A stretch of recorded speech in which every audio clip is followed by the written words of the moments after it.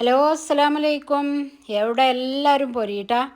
അപ്പോൾ നമ്മളൊന്നൊരു കുറുമ ഉണ്ടാക്കാൻ പോവണേ. അപ്പോൾ നമ്മളെ വീഡിയോ കാണുന്നതിന് മുമ്പായിട്ട് സബ്സ്ക്രൈബ് ചെയ്യാത്തവരുണ്ടെങ്കിൽ പ്ലീസ് ഒന്ന് സബ്സ്ക്രൈബ് ചെയ്ത് വീഡിയോ ഇഷ്ടപ്പെട്ടാൽ നിങ്ങളൊന്ന് ലൈക്ക് ബട്ടൺ ഉണ്ട്, അതൊന്ന് അടിച്ചിട്ട് പോണേട്ടാ. അപ്പോൾ വീഡിയോ ഇഷ്ടപ്പെട്ടെങ്കിൽ നിങ്ങൾ ഫ്രണ്ട്സിനും ഫാമിലിക്കും എല്ലാവർക്കും ഒന്ന് ഷെയർ ചെയ്ത് കൊടുക്കണേ.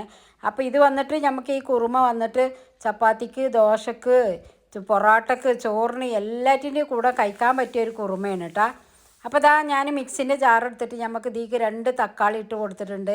അപ്പോൾ ഇതാ കുറച്ച് അണ്ടിപ്പരിപ്പ് എടുത്തിട്ടുണ്ട് കേട്ടോ. അപ്പോൾ നിങ്ങൾക്കത് വേണ്ടാന്നുണ്ടെങ്കിൽ സ്കിപ്പ് ചെയ്യുക, പക്ഷേ അണ്ടിപ്പരിപ്പാണ് ഇതിക്ക് ടേസ്റ്റ് ഉള്ളത്. അപ്പോൾ ഒരു 1/4 ടീസ്പൂൺ മഞ്ഞൾപ്പൊടി, മുളക് പൊടി, മല്ലിപ്പൊടി, ഇത് 3 ഇട്ട് കൊടുത്തിട്ടുണ്ട്. ഇത്രേ വേണ്ടുള്ളൂ, അധികം സാധനങ്ങളൊന്നും വേണ്ട കേട്ടോ. പിന്നെ ഒരു 1/4 ടീസ്പൂൺ ചെറിയ ജീരകം, പിന്നെ തേങ്ങാപ്പാൽ വേണം.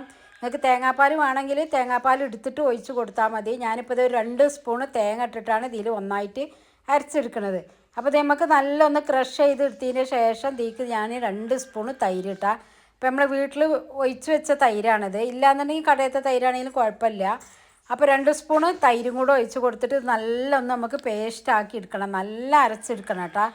അപ്പോൾ ഇത്രയേ ഉള്ളൂ ഇതിൻ്റെ ആവശ്യം. പിന്നെ ഇതാ അതിലേക്ക് വന്നിട്ട് ബട്ടറാണ് വേണ്ടിയത്. ബട്ടർ ഇല്ലാത്ത കാരണം ഞാൻ ഓയിൽ ഒഴിച്ച് കൊടുത്ത്. അപ്പോൾ അതിലേക്ക് 1 സ്പൂണ് മുളക് പൊടിയും മഞ്ഞൾപ്പൊടിയാണ് ഇട്ട് കൊടുക്കുന്നത്. അതാ മുളക് പൊടി ഇട്ടപ്പോൾ അതിക്ക് കുറച്ച് വീണതാട്ടോ എണ്ണയ്ക്ക്, അതാണ് ആ എണ്ണ കളർ അങ്ങനെ. അപ്പോൾ ഇതിക്ക് ആവശ്യത്തിനുള്ള പനീർ ഉപ്പില്ലാത്തതാണ്. അപ്പോൾ അതിക്ക് കുറച്ച് ഉപ്പും കൂടെ ഇട്ട് കൊടുത്തിട്ട് ഒന്ന് ഫ്രൈ ചെയ്തെടുക്കണം കേട്ടോ. അധികം മൂപ്പിക്കണ്ട, ഒരളവിന് മൂത്ത് വന്നാൽ മതി, എണ്ണ ചൂടായിൽ. അപ്പോൾ നമുക്ക് ഈ എണ്ണയിൽ നിന്ന് കോരിയെടുക്കാം. പിന്നെ അതേ എണ്ണയ്ക്ക് തന്നെ ഒരു 1/4 ടീസ്പൂണ് ജീരകം, പട്ട, ഗ്രാമ്പു, ഇത് 3 കൂടെ ഇട്ടുകൊണ്ട് ഒന്ന് നമ്മൾ മൂപ്പിച്ചെടുക്കുക. അതിലേക്ക് 1 സ്പൂണ് വെളുത്തുള്ളിയും ഇഞ്ചിയും കൂടെ പൊടിയാക്കി നുറുക്കിയതാട്ടാ. അപ്പോൾ അതും കൂടെ ഇട്ടെടുത്തത് അതിൻ്റെ പച്ചമണം മാറിയതിന് ശേഷം നമുക്ക് ഇതിലേക്ക് കുറച്ച് കരിവേപ്പിൻ്റെ ഇലയും ചെറുള്ളിയാണ് കേട്ടോ. ഇത് ചെറുള്ളി ഇല്ലെങ്കിൽ വലിയുള്ളി ഇട്ട് കൊടുക്കുക. അതും കൂടെ ഇട്ട് കൊടുത്തിട്ടുണ്ട്. പൊടിയാക്കി നുറുക്കണം കേട്ടോ. എന്നിട്ട് വേണം ഇട്ട് കൊടുക്കാൻ. കുഞ്ഞിതാക്കിയിട്ട് പൊടിച്ചിട്ട് അതിൻ്റെ മണം മാറിയതിന് ശേഷം നല്ല മൂപ്പിച്ചെടുക്കണം. അതിലുണ്ട് അത് നല്ല മൂത്ത് വന്നതിൻ്റെ ശേഷം ഇതാ കണ്ടില്ലേ, നല്ല അതിൻ്റെ ആ ഒരു മണം പച്ചച്ചൂരും കൊണ്ട് പോകണം. ഇപ്പോൾ ഇതാ നമ്മൾ അരച്ച അരപ്പാണ് കേട്ടോ ഇത്. അപ്പോൾ ഈ അരപ്പ് അരച്ച് കൊടുക്കണം, ഇത് ഇട്ട് കൊടുക്കണം.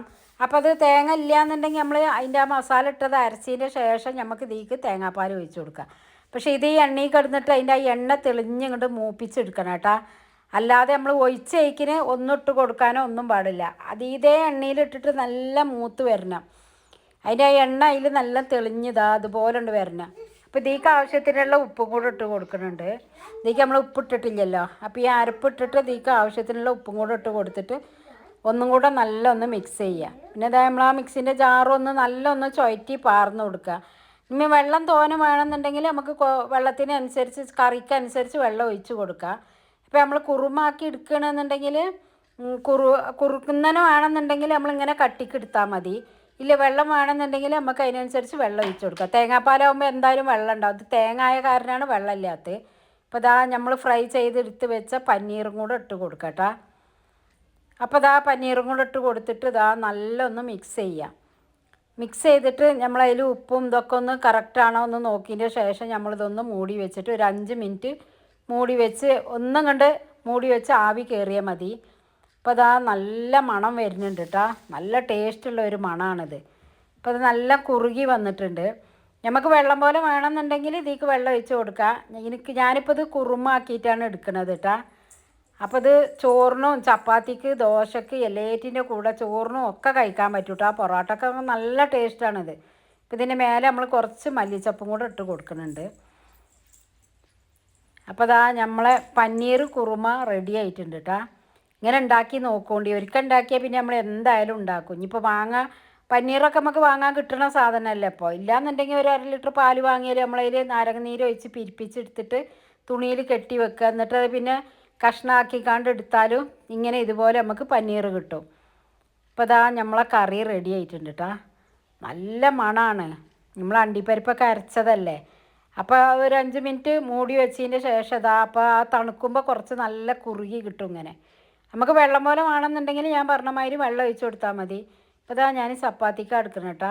നല്ല ടേസ്റ്റാണ്. അതിൻ്റെ ആ പനീർ ഇങ്ങനെ തിന്നാൻ തന്നെ നല്ല ടേസ്റ്റാണ്. പനീർ ഇഷ്ടമില്ലാത്തവർ പോലും ഇങ്ങനെ ഉണ്ടാക്കിയാൽ കഴിക്കൂട്ടാ. ഇനി ഫ്രൈ ചെയ്തിട്ട് അങ്ങനെ വെച്ചാലും നല്ല ടേസ്റ്റാണ്. അപ്പോൾ നമ്മളെ വീഡിയോ ഇഷ്ടപ്പെട്ടാൽ നിങ്ങൾ എല്ലാവർക്കും ഷെയർ ചെയ്ത് കൊടുക്കണേ. അപ്പോൾ വീഡിയോ ഇഷ്ടപ്പെട്ടെങ്കിൽ നിങ്ങൾ ഷെയറും ലൈക്കും സബ്സ്ക്രൈബും ഒന്ന് ചെയ്യണം കേട്ടാ.